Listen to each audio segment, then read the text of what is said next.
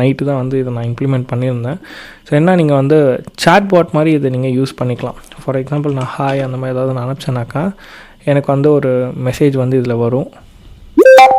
இங்கே பார்த்தீங்கன்னா இப்போ ஒன்று வந்திருக்கு பாருங்கள். இந்த மெசேஜில் இந்த மாதிரி சிவி ஃபைண்டர் பேஜை நீங்கள் ஆக்சஸ் பண்ணதுக்கு தேங்க்ஸ். அண்ட் நீங்கள் ஒரு எக்ஸாம்பிள் சிவி நம்பரும் இருக்கும்.